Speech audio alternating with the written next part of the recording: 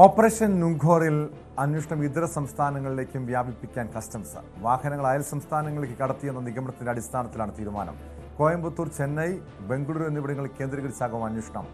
ഇതുവരെയും 39 വാഹനങ്ങളാണ് റെയ്ഡിൽ കസ്റ്റംസിന് കണ്ടെത്താൻ കഴിഞ്ഞത്. ഡാനി പോളും വീണ്ടും ചേരുന്നുണ്ട് വിവരങ്ങളുമായി. ഡാനി, ഈ ഭൂട്ടാനിൽ നിന്നും നികുതി വെട്ടിച്ച് ഇന്ത്യയിലേക്ക് കടത്തിയ കാർ വിൽപ്പന നടത്തിയ കേസുമായി ബന്ധപ്പെട്ടായിരുന്നു സിനിമാ താരങ്ങളുടെ വീടുകളിലടക്കം ഗ്യാരേജുകളിലടക്കം കസ്റ്റംസിന്റെ റെയ്ഡ് നടന്നത്. ഇതുവരെയും 39 വാഹനങ്ങൾ വിവിധയിടങ്ങളിൽ നിന്ന്, സംസ്ഥാനത്തിൻ്റെ വിവിധ ഭാഗങ്ങളിൽ നിന്ന് കണ്ടെത്താൻ കഴിഞ്ഞിട്ടുണ്ട്. പക്ഷേ ഏകദേശം ഭൂട്ടാനിൽ നിന്നും ഇതേ രീതിയിൽ നിയമവിരുദ്ധമായി ടാക്സ് വെട്ടിച്ച് കടത്തിക്കൊണ്ടുവന്ന 1000-ഓളം വാഹനങ്ങൾ രാജ്യത്ത് വിവിധയിടങ്ങളിലായി വിൽപ്പന നടത്തിയെന്ന് പറയുന്നു. അതിൽ 200-ഓളം വാഹനങ്ങൾ കേരളത്തിലാണ് വിറ്റതെന്ന് കണ്ടെത്തിയിട്ടുണ്ട്. പക്ഷേ ഇത് മറ്റ് സംസ്ഥാനങ്ങളിലേക്ക് കടത്തിക്കൊണ്ടുപോയതായി പറയുന്നുണ്ട്. തെളിവ് നശിപ്പിക്കുന്നതിൻ്റെ ഭാഗമായിട്ടാണോ അതോ ഈ കേസന്വേഷണം അട്ടിമറിക്കുന്നതിൻ്റെ ഭാഗമായിട്ടാണ് ഇത്തരം നടപടികൾ ഉണ്ടായിരിക്കുന്നത്? അങ്ങനെയെങ്കിൽ ഇനി ഈ വാഹനങ്ങൾ കണ്ടെത്താനുള്ള കസ്റ്റംസിൻ്റെ അടുത്ത നീക്കങ്ങൾ എന്താണ്?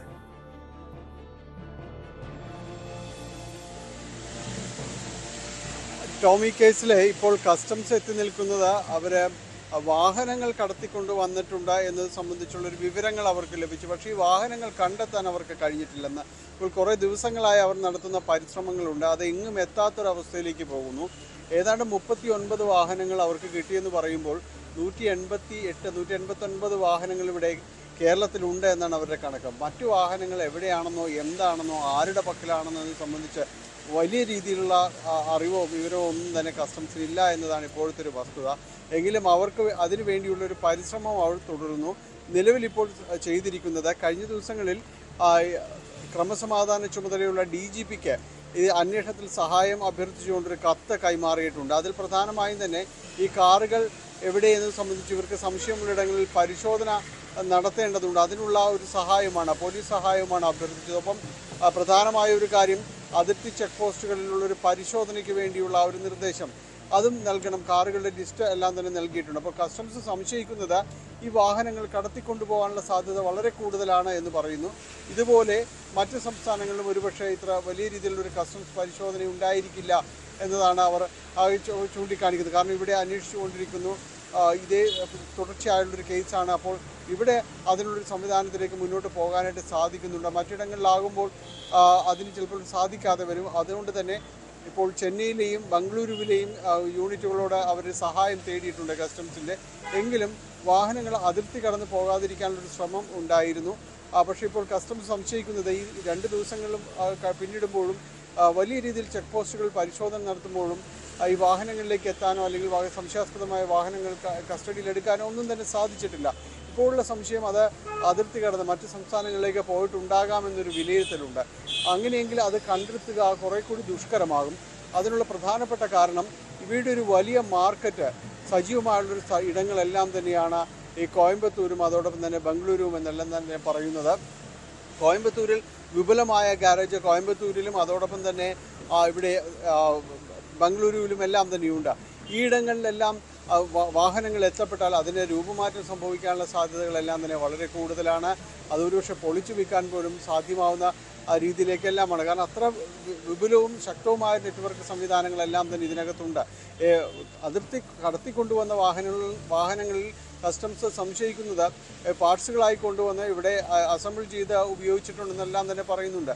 അപ്പോൾ ആ രീതിയിലെല്ലാം തന്നെ വളരെ ശക്തമായൊരു നെറ്റ്വർക്ക് ഇതിനുണ്ട്. അതുകൊണ്ട് വാഹനങ്ങൾ സംസ്ഥാനം കടന്നുപോയാൽ, ഇവിടെ ഉണ്ടായിരുന്ന വാഹനങ്ങൾ സംസ്ഥാനം കടന്നുപോയാൽ തിരിച്ചെടുക്കുക ഒരുപക്ഷെ അത്ര കണ്ട് എളുപ്പമാവില്ല. അതുകൊണ്ട് മറ്റിടങ്ങളിലും ശക്തമായ ഒരു പരിശോധനയ്ക്ക് വേണ്ടി കസ്റ്റംസ് ഒരുങ്ങുകയാണ്. 189 വാഹനങ്ങളെന്ന് പറയുമ്പോൾ പിടിച്ചെടുത്തതിൽ 139 ഉള്ളൂ. ബാക്കിയുള്ളത് അത്രയും തന്നെ കണ്ടെത്തേണ്ടതാണ്. ഈ കേസിൽ അതെല്ലാം തന്നെ വളരെ നിർണായകമാണ്. ഇനി കൂടുതൽ വാഹനങ്ങൾ കസ്റ്റഡിയിലെടുക്കണം, കൂടുതൽ വിവരങ്ങൾ ശേഖരിക്കണം. ഇപ്പോൾ നിലവിൽ ലഭ്യമായ കാര്യങ്ങളിലൊരു പരിശോധനയും എല്ലാം തന്നെ മുന്നോട്ട് പോവുകയാണ്. ഇതിൽ വരും ദിവസങ്ങളിൽ ഇതുമായി ബന്ധപ്പെട്ടുകൊണ്ട് നിർണായക നീക്കങ്ങൾ ഇതിലുണ്ടാകും. അതിൽ പ്രധാനപ്പെട്ടൊരു കാര്യമെന്ന് പറയുന്നത്, നടൻ ദുൽഖർ സൽമാൻ സമർപ്പിച്ചിരിക്കുന്ന ഹർജി അത് നാളെയാണ് പരിഗണനയിലേക്ക് വരുന്നത്. അതിൽ കസ്റ്റംസ് മറുപടി നൽകേണ്ട കാര്യമുണ്ട്. കസ്റ്റംസിനോടാണ് ഇക്കാര്യത്തിൽ ഹൈക്കോടതി ചോദ്യങ്ങൾ ആരാഞ്ഞിരിക്കുന്നത്. പ്രത്യേകിച്ച് നിയമവിധേയമല്ല, എല്ലാ രേഖകളും തൻ്റെ പക്കലുണ്ട്, അതൊന്ന് പരിശോധിക്കാൻ പോലും തയ്യാറാകാതെയാണ് കസ്റ്റംസ് തൻ്റെ വാഹനങ്ങൾ പിടിച്ചെടുത്ത വാഹനങ്ങൾ തിരികെ തന്നെ അല്ലെങ്കിൽ തൻ്റെ രേഖകൾ പരിശോധിക്കണം എന്നതാണ് ദുൽഖർ സൽമാൻ ഹർജിയിൽ ആവശ്യപ്പെടുന്നത്. ഇതിൽ കസ്റ്റംസിന് എന്ത് മറുപടിയാണ് അത് ഒരു ന്യായമായിട്ടുള്ള കാര്യമാണ്. പക്ഷേ ഇവിടെ ഡാനി, ഈ കസ്റ്റംസ് നേരത്തെ നിർദ്ദേശം നൽകിയത് കൃത്യമായ രേഖകൾ സമർപ്പിച്ചു കഴിഞ്ഞാൽ ആ വാഹനം വിട്ടു നൽകുമെന്നാണ്. ഇത്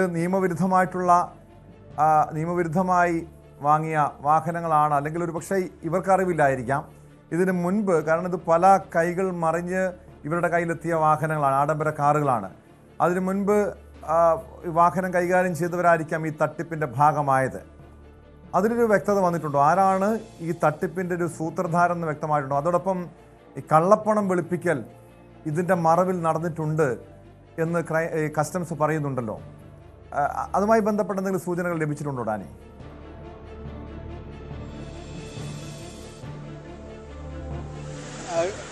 കസ്റ്റംസ് പറയുന്ന ഈ കള്ളപ്പണ ഇടപാട് എന്നത് സംബന്ധിയായ കാര്യങ്ങളിൽ ഇ ഡിയാണ് പ്രധാനമായും തന്നെ അന്വേഷണം നടത്തുന്നത്. ഇ ഡി ECIR രജിസ്റ്റർ ചെയ്തുകൊണ്ട് പ്രാഥമികമായ ഒരു അന്വേഷണത്തിലേക്ക് പോകാനുള്ള ഒരു തയ്യാറെടുപ്പിലാണ് ഇ ഡി ഉള്ളത്. ഇതിൽ അവർ സംശയിക്കുന്ന ഒരിടമെന്ന് പറയുന്നത് ഈ വാഹനങ്ങൾക്ക് കൊടുത്തിരിക്കുന്ന വില പലതിനും ഈ വിൻറ്റേജ് മോഡൽ വാഹനങ്ങളാണ്. കാരണം അതെല്ലാം തന്നെ ഒരുപക്ഷെ ഒന്നിലധികം യൂണിറ്റുകൾ ഉണ്ടാകാനുള്ള സാധ്യത ഇല്ലാത്തതുകൊണ്ട് തന്നെ അതിന് വില കൂടുതലുമായിരിക്കും. അപ്പോൾ അത്തരം കാര്യങ്ങൾ വലിയ വിലയ്ക്ക് മോഹവിലയ്ക്കെല്ലാം തന്നെ വിറ്റിരിക്കുന്ന സംഭവങ്ങളുമുണ്ട്. അതിസമ്പന്നർ, സിനിമാ താരങ്ങൾ ഉൾപ്പെടെയുള്ളവർക്കൊക്കെയാണത്.